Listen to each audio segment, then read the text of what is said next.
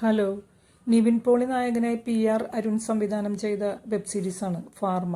ഇതൊരു 8 എപ്പിസോഡുകളുള്ള വെബ് സീരീസാണ്. ഇത് ജിയോ ഹോട്ട്സ്റ്റാറിൽ അവൈലബിൾ ആണ്.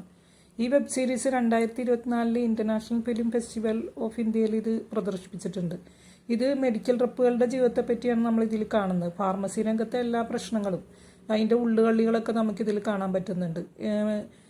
KP വിനോദ് എന്ന് പറയുന്ന ഒരു മെഡിക്കൽ റെപ്പായിട്ടാണ് നിവിൻ പോളി വരുന്നത്. ആ മെഡിക്കൽ ട്രിപ്പുകളുടെ ബുദ്ധിമുട്ടുകളും അവർ ഫില്ല് ചെയ്യേണ്ട ടാർജറ്റ്സും അവരതിന് പ്രയോഗിക്കേണ്ട തന്ത്രങ്ങളും അതുവഴി അവർക്ക് കിട്ടുന്ന പ്രൊമോഷൻസും എല്ലാം ഇതിൽ നല്ല രസമായിട്ട് തന്നെ കാണിച്ചിട്ടുണ്ട്. സീരീസിൻ്റെ തുടക്കത്തിൽ വരുന്ന ഗ്രാഫിക്സ് ഒക്കെ നല്ല ആപ്റ്റാണ്. നിവിൻ പോളിയെ കൂടാതെ രജത് കപൂർ, ശ്രുതി രാമേന്ദ്രൻ, ബിനു പപ്പു അവരൊക്കെ പ്രധാന വേഷത്തിൽ വരുന്നുണ്ട്. KP വിനോദ് നല്ല സമർത്ഥനായ ഒരു മെഡിക്കൽ ട്രിപ്പാണ്. പക്ഷേ അദ്ദേഹം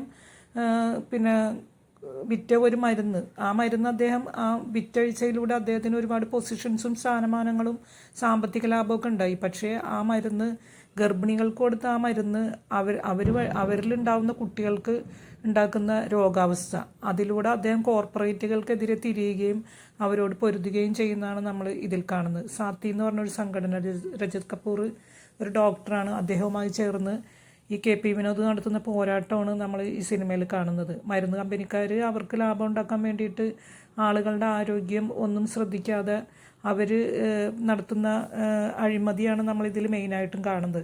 അപ്പോൾ ഇതിലൊരു കോർപ്പറേറ്റ് ഹെഡ് പറയുന്നുണ്ട്, നമ്മൾ കൊടുക്കുന്ന മരുന്ന് ആൾക്കാർക്ക് രോഗം ഉണ്ടാക്കും, ഒരു പക്ഷേ അവർക്ക് ഷുഗർ ഉണ്ടാവും. പക്ഷേ നമ്മളുടെ മരുന്ന് കഴിച്ചാൽ അവർക്ക് ഷുഗർ വരാം. പക്ഷേ അതിന് ഷുഗറിനുള്ള മരുന്ന് നമ്മളുടെ കയ്യിലുണ്ട്. അവർക്ക് കിഡ്നിയുടെ അസുഖം വരാം. പക്ഷേ അപ്പോൾ അതിനും നമ്മളുടെ കയ്യിൽ മരുന്നുണ്ട്. ഇങ്ങനെ ആളുകളെ രോഗിയായാലും അവർക്ക് പ്രശ്നമില്ല, അവർക്ക് പണം ഉണ്ടായാൽ മതി എന്നുള്ള ഫാർമസി രംഗത്തെ അഴിമതികളാണ് നമ്മൾ ഇതിൽ മെയിനായിട്ടും കാണുന്നത്. അതിനെതിരെയാണ് സാത്തി എന്ന് പറഞ്ഞ സംഘടനയിലൂടെ രജത് കപൂറും നിവിൻ പോളിയും ശ്രുതി രാമേന്ദ്രൻ ഇതിലൊരു ഗൈനക്കോളജിസ്റ്റായിട്ടാണ് വന്നിരിക്കുന്നത്. നല്ല കിഡുമായിട്ട് ശ്രുതി ചെയ്തിട്ടുണ്ട്.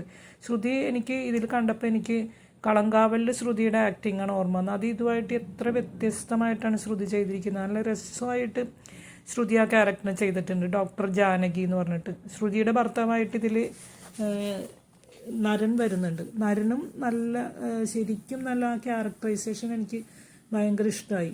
നല്ല രസമായിട്ട് തന്നെ നരൻ അത് ചെയ്തിട്ടുണ്ട്. പിന്നെ ഒരു ചെറിയ റോളിൽ വീണ നന്ദകുമാറുണ്ട്.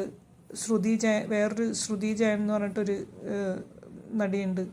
എല്ലാവരും നല്ല രസമായിട്ട് തന്നെ അവരുടെ ക്യാരക്ടേഴ്സ് ചെയ്തിട്ടുണ്ട്. നമുക്ക് വലിയ ബോറടിയൊന്നും ഇല്ലാതെ കണ്ടിരിക്കാവുന്ന ഒരു വെബ് സീരീസാണ് ഫാർമ.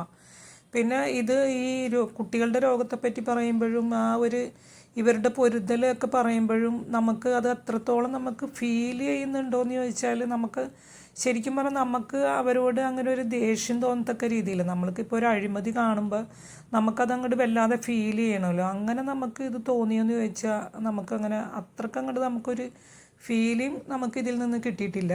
പക്ഷെ പൊതുവെ കണ്ടിരിക്കാവുന്ന ഒരു വെബ് സീരീസാണ്. നമുക്ക് വലിയ ബോറടിയൊന്നും ഇല്ലാതെ കണ്ടിരിക്കാവുന്ന ആക്ടിങ് കൊണ്ടും പിന്നെ ഒരുപാട് കാര്യങ്ങൾ ഈ മെഡിക്കൽ റെപ്പുകളുടെ ജീവിത രീതികളും അവർക്ക് തമ്മിലുണ്ടാകുന്ന വലിപ്പേർപ്പത്തിൻ്റെ പേരിലുള്ള ബുദ്ധിമുട്ടുകളും അവർ ഓരോ സ്ഥാനമാനങ്ങൾ നേടിയെടുക്കുന്നതും അങ്ങനെ കുറേ കാര്യങ്ങളൊക്കെ നമ്മൾക്ക് ഇതിൽ രസമായിട്ട് കാണിച്ചിട്ടുണ്ട്.